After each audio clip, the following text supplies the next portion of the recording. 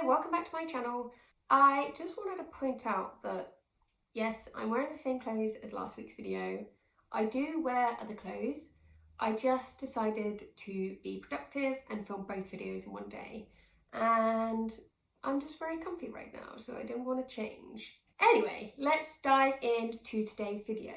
And today's video is about something that I've been asked about quite a lot. Like, I'll get quite a few messages on Instagram just asking about like some of the things I might use or like the apps I might use.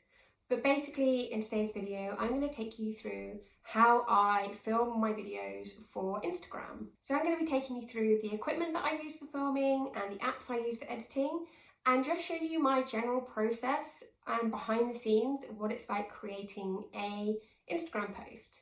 The Instagram post that I'm going to be creating today is this one here, which I'll leave a little fancy pop-up for you.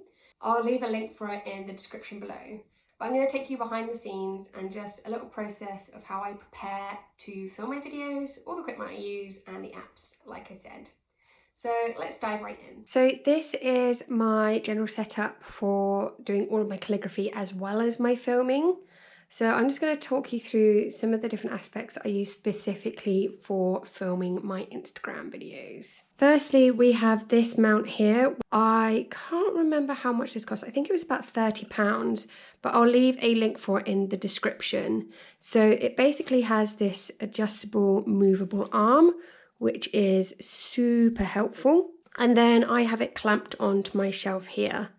I tend to not clamp it onto my desk just because if the desk wobbles a little bit, then it will wobble this too, because as you can see, it is quite a wobbly little thing. I did used to have a much smaller version of this that was white and the neck was kind of bendy rather than this spring system. However, it only held my iPhone.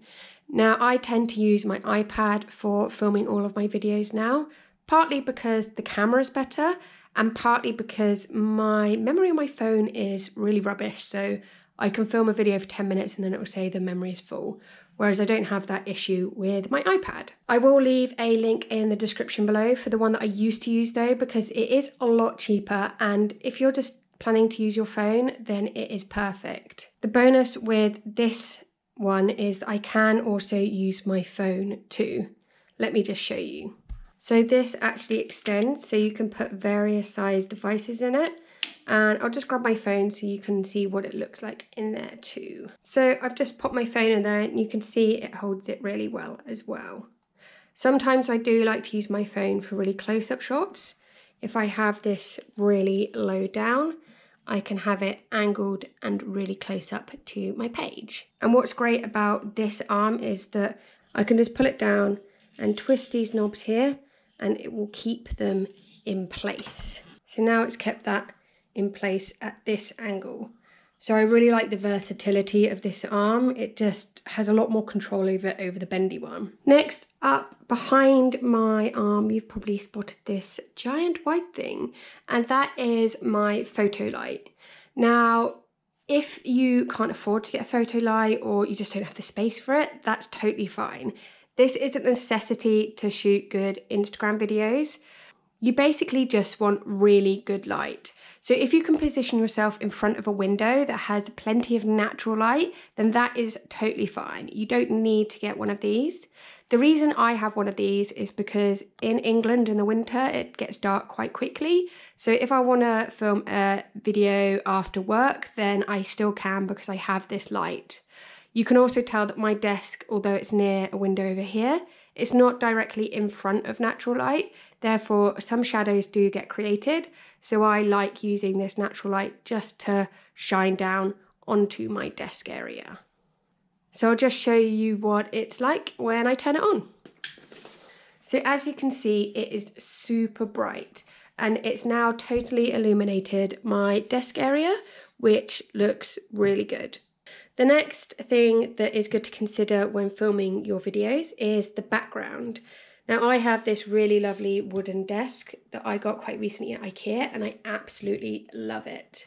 I did used to use this desk, which is an IKEA desk again. It's a super cheap one that I then stuck marble vinyl on. I did do a little video of me adding the marble vinyl onto this desk, so I'll leave a clickable I button so you guys can watch that.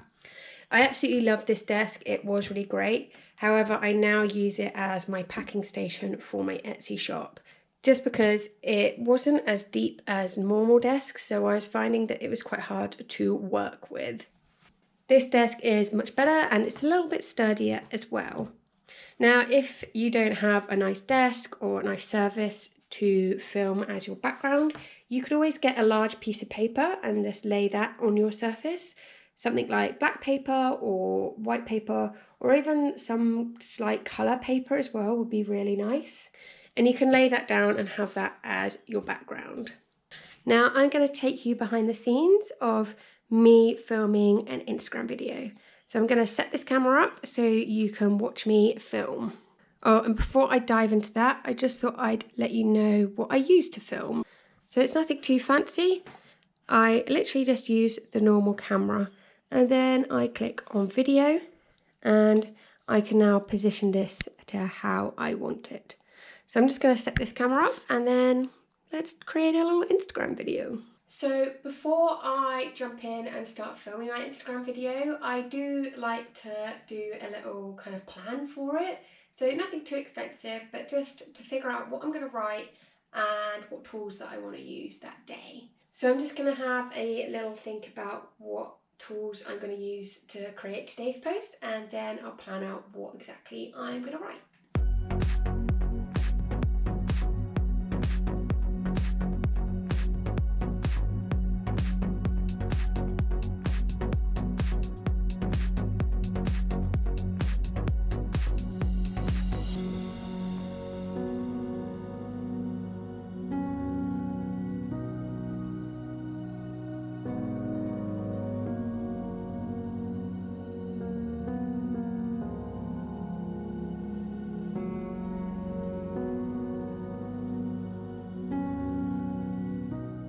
So I've decided I want to create some sort of pastel watercolour effect, and for that I'm going to be using my Kuretake Zig Clean Colour Real Brush pens.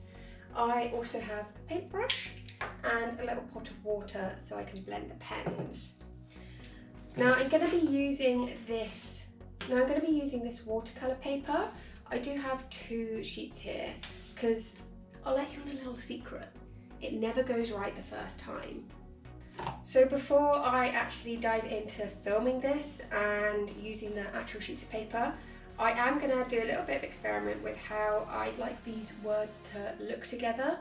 Sometimes I do this and sometimes I do just dive straight in and film. And like I said, it doesn't always work out the first time. I have learned that planning this and kind of doing a little bit of practice before I dive into filming does get rid of that frustration of it not happening the first time, because I have a bit of a better idea what I want it to look like in my head. So I'm going to dive in and have a little play with these pens and see what I want to create.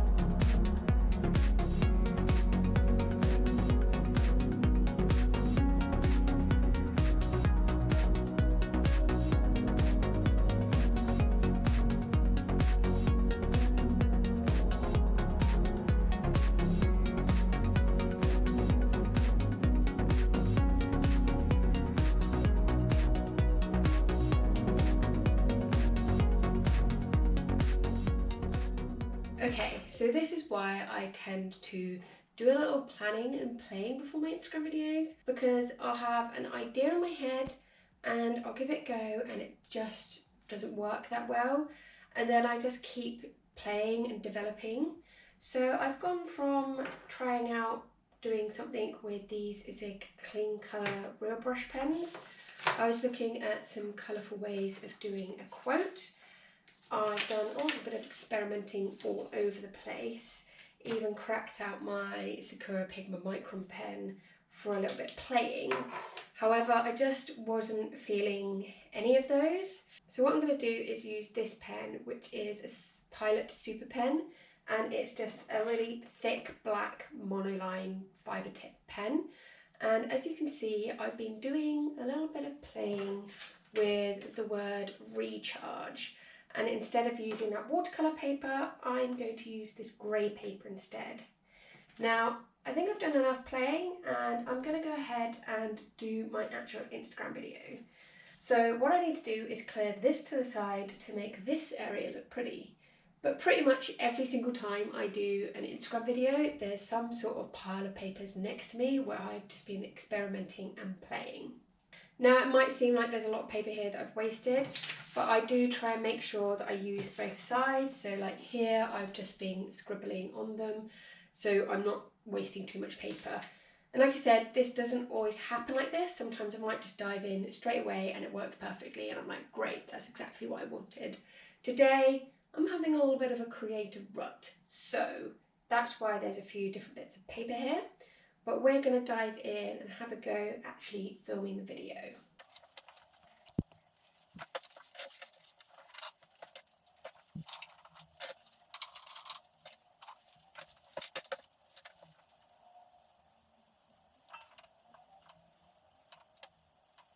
Okay, so I've set up my iPad in the place that I want it.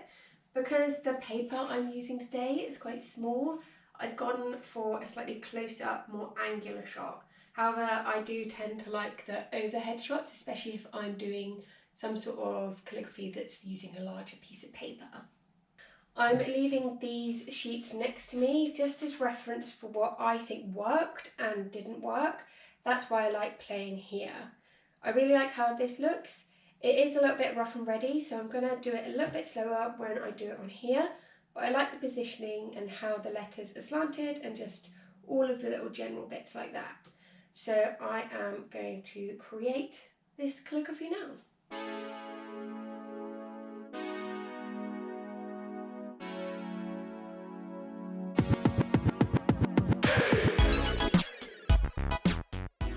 Now, one of my biggest issues when I'm doing any sort of calligraphy for Instagram is I'm super critical of myself. For me, personally, I'm not happy with how that looks because it doesn't look centered to the page. So I'm going to give it another go and I'm going to start slightly over to the left a little bit and hopefully it will be a bit more central. Like I said, it doesn't always work first time.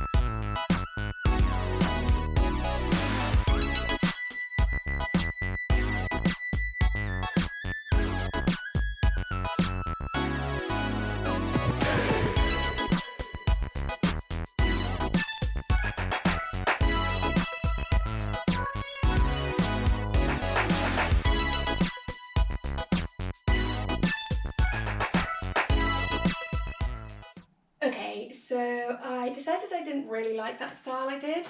I told you I was indecisive. So I've just had a little experiment and I quite like how this is working now and I'm going to give this a go instead. I just felt like it was a little bit more fluid and natural. So let's give it a go on the actual thing.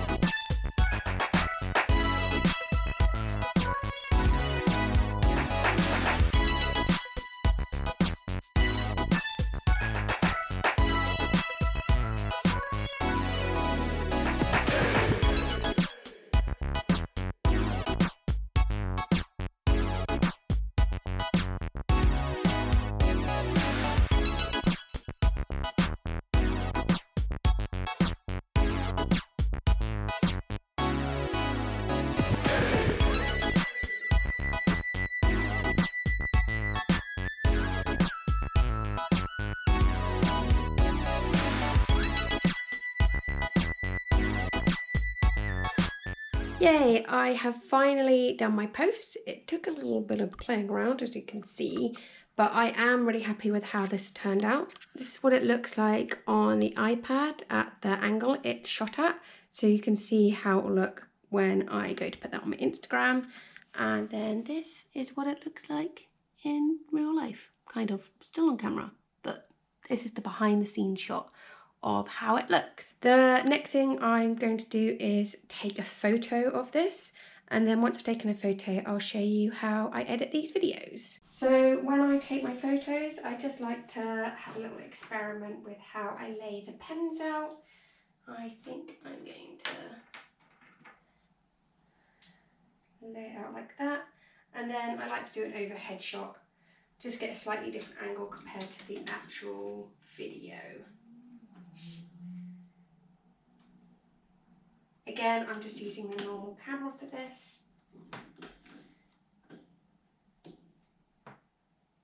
And have a little play. So sometimes I like to include my hands in the shot, and I think I am going to include my hands in the shot for this one because it's kind of like quite a personal shot. So let's put it on timer. And snap. That's my photo taken. So I've got my video on here. At the beginning there's a little bit of faffing that I need to cut out, and then as we can see the whole video is just over 6 minutes, so that's something I definitely want to cut down. So I need to make sure this video goes down to 1 minute. So the app that I use is this one. So this app is called Slow Fast Slow, and it's in the App Store. It's completely free to use. I basically downloaded this probably 3 years ago now, and I've just found it works really well for what I want to use, so I don't really faff around too much with any other apps. So I'm just going to open that up now, and as you can see we've got some of my other videos in here, and it's upside down, so I need to turn my iPad round. So to add my video into this, I just need to click the add button at the bottom, and then I click the other videos at the top, and I can see my video just there. So I'm going to click tick. So now I've got the video here. Let me just put the volume down so you can't hear me. I've put the whole thing in the wrong way around, haven't I?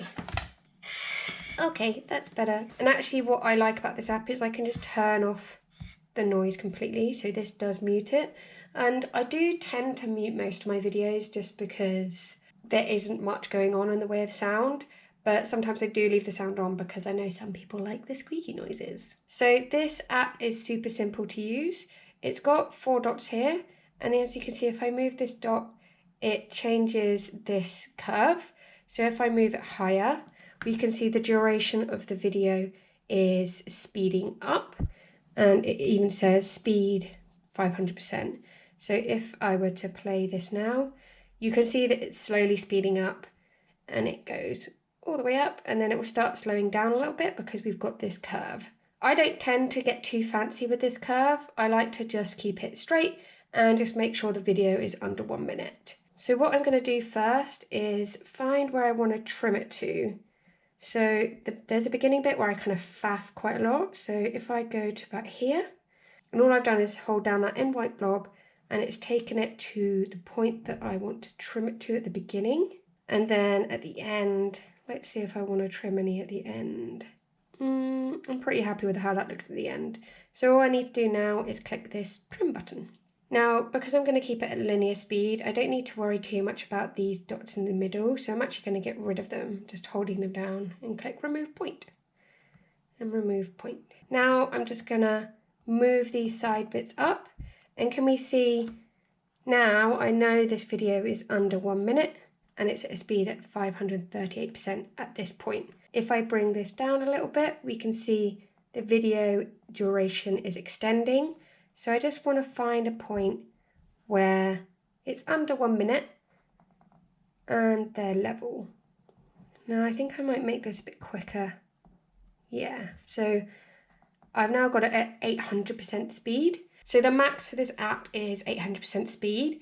And sometimes for really long videos, what I might do is put it up to 800%, export it out, and then reload the video back in and then change the speed settings again, just because I need to get it faster. So let's have a little look at that now. As you can see, it looks like I'm lettering super quickly, and I wish I could letter like this in real life because I'd get so much done.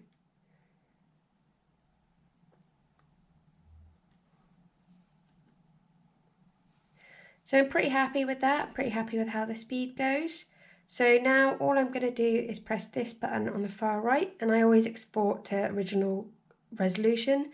I don't export to a square crop because that normally exports bang in the middle, and sometimes I might need to adjust how the crop sits directly in Instagram. So just click original resolution and then it's exporting the movie for me. So that's now exported and I can find it in my photo album. And you can see it's super sped up and that is ready to be loaded onto Instagram. I do sometimes edit my photos, but I'm actually pretty happy with how this photo looks just because the lighting was really nice. If editing photos is something you'd be interested in, then let me know. I tend to use Lightroom for my photos, which I think you do have to pay for. However, I'd be totally up for creating some sort of YouTube video where I can show you how to edit your photos using some sort of free photo app. So if there's a particular app that you like to use, but you're just not really sure how to use it, let me know in the comments below and I'll see if I can create a little video for you on how to edit your photos using that app. So that's pretty much all I do. I don't tend to use any filters in Instagram because using natural light just makes it pop already, and it's just not the aesthetic for my own Instagram. Yeah, super easy to do. Don't need too much fancy equipment. I know I've got a little bit of fancy equipment, but yeah. So now I've got this video ready for my post going up on Instagram tonight. So I hope you found this video useful. I know that I've mentioned quite a bit of equipment that seems quite technical, so don't feel like you have to go out and buy all of this fancy equipment straight away to create beautiful videos. What I'm going to do is in the description below, I'm going to leave links for the products that I use, but I'm also going to include either free alternatives or cheaper alternatives. So you don't feel like you have to go out and get the latest fancy equipment to create these kind of videos. If you are a calligrapher or you're an artist, then I do really recommend posting videos to your Instagram. I find that videos get so much engagement and it's also really fun to share your process. It's something that people find really interesting to watch, and I mean I get caught up watching them all the time myself. So I love actually creating these for other people. Now you'll probably notice that the style of video that I've shown you today is quite simple. It's just one angled shot and all I've done is sped it up. You may spot that on my Instagram I have done a few other types of videos where I cut to different angles and I might include some music over the top. That becomes a little bit more complicated in the way of editing, but it is something that I might show on YouTube at some point. So if that is something that you're interested in finding out more about how I create a little bit more of a complex video for Instagram, then let me know in the comments below and I'll be sure to post that for you. Thank you so much for watching this video, and if you have a go videoing your own calligraphy or art after watching this video, then please tag me, which is just at Blink Lettering on Instagram, because I'd love to see how you got on creating your video. Thank you so much for watching. If you enjoyed this video, then give it a thumbs up, and if you want to see more videos from me, hit that subscribe button. Thanks so much for watching, and I'll see you next time. Bye! What was that? Bye!